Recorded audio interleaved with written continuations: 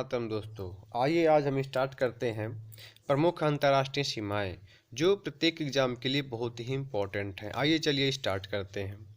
तो रेखा का नाम है डुरंड रेखा।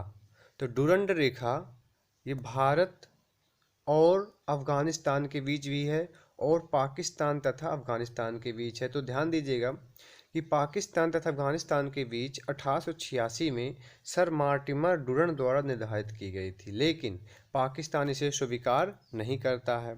और ये डुरंड रेखा भारत और अफ़गानिस्तान के बीच है।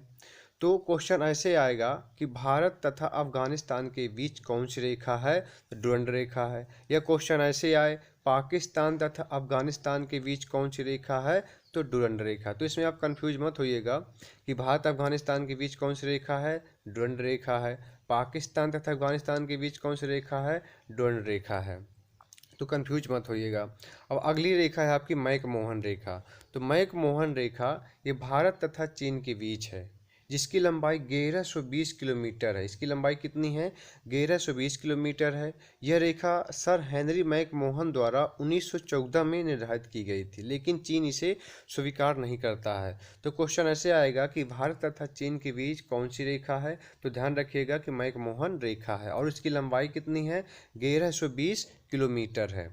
और रेड क्लिफ रेखा, तो रेड क्लिफ रेखा ये भारत तथा पाकिस्तान के बीच है। इसका निर्धारण 1947 में हुआ था और भारत पाकिस्तान सीमा आयोग के अध्यक्ष थे सर साइरिल रेडक्लिफ द्वारा। तो इन्हीं के नाम पर ही इस रेखा का नाम रेडक्लिफ रेखा रखा गया था, जो कई बार एग्जाम में पूछा गया है। आपको विशेषकर ध्यान रखना है कि भारत तथा पाकिस्तान के बीच रेडक्लिफ रेखा है। अगली आती है आपकी 17वीं समानांतर रेखा यानी 17th पैरेलल लाइन। ये उत्तरी वियतनाम और दक्षिण वियतनाम के बीच है। तो वियतनाम के एकीकरण के पहले यह देश को दो भागों में बांटती है। यानी पहले वियतनाम आपका एक था, इसको जब इसका एकीकरण हुआ या बंटवारा हुआ तो उत्तरी वियतनाम और दक्षिण वियतनाम दो पार्ट में डिवाइड हो गया और इसके बीच में एक रेखा खींची गई जिसका नाम था 17th पैरेलल, 17वीं समानांतर रेखा, जो इनको दो भागों में डिवाइड करती है। तो बहुत ही इंपॉर्टेंट है, ध्यान रखिएगा कि 17वीं समानांतर रेखा किन दो देशों के बीच है? तो उत्तरी वियतनाम और दक्षिण वियतनाम के बीच है। अब आती है 24वीं समानांतर रेखा। 24वीं समानांतर रेखा भारत तथा पाकिस्तान के बीच है और यह है कहाँ पर?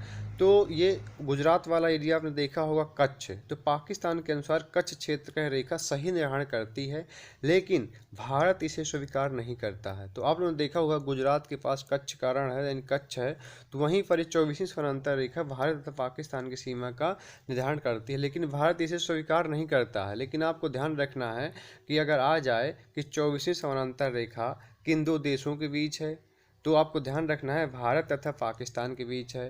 ठीक, ये भारत का जो कच्छ है गुजरात का एरिया उसके बीच में निर्धारण करता है। आता 38 समानांतर रेखा यानी कि 38वीं समानांतर रेखा।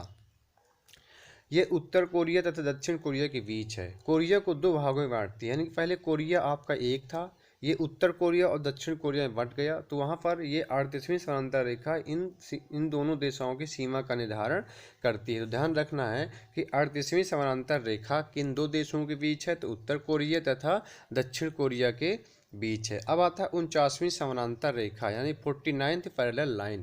तो ये अमेरिका तथा कनाडा के बीच है। बहुत ही इंपॉर्टेंट है कि अमेरिका तथा कनाडा को दो भागों में बांटने वाली ऐसी कौन सी लाइन है जिसका नाम है 49 समानांतर रेखा यानी 49वीं समानांतर रेखा अमेरिका तथा कनाडा की सीमा का निर्धारण करती है।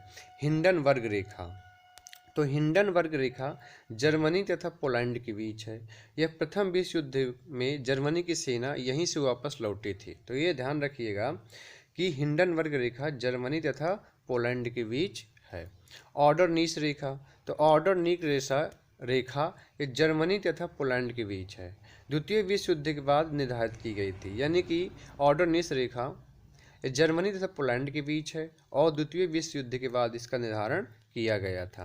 अब आती है आपकी मैगी नॉट रेखा। तो मैगी नॉट रेखा जर्मनी तथा फ्रांस के बीच है। तो जर्मनी के आक्रमण से बचाव के लिए फ्रांस ने यह रेखा बनाई थी। तो बहुत ही इंपॉर्टेंट है, कई बार एग्जाम में पूछा है कि मैगी नॉट रेखा किन दो देशों के बीच है? तो आपको याद रखना है जर्मनी तथा फ्रांस के बीच है।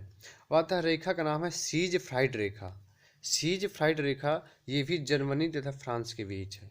जर्मनी ने यह रेखा बनाई थी। तो ये भी याद रखना है कि सीज फ्राइड रेखा किन दो देशों के बीच है, तो जर्मनी तथा फ्रांस के बीच है। अब आती शून्य रेखा, जीरो लाइन रेखा।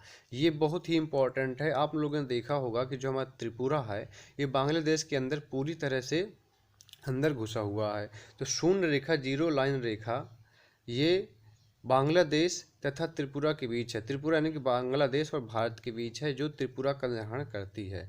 कई बार एग्जाम में पूछा गया है, आपको ध्यान रखना है कि जीरो लाइन रेखा या शून्य रेखा किन दो देशों के बीच है या किन भारत के किस राज्य के बीच में है बांग्लादेश के। तो बांग्लादेश तथा त्रिपुरा के बीच में है, और जो त्रिपुरा पूरी तरह से बांग्लादेश के अंदर घुसा है, तो वहीं इसका सीमा ग्रहण करती है। जय हिंद दोस्तों। अगर आपको चैनल अच्छा लगा हो तो आप चैनल को लाइक एंड सब्सक्राइब कर सकते हैं, और यदि आपको इसका पीडीएफ चाहिए तो डिस्क्रिप्शन में टेलीग्राम का लिंक दिया गया है, वहाँ से आप इसका पीडीएफ प्राप्त कर सकते हैं। जय हिंद दोस्तों।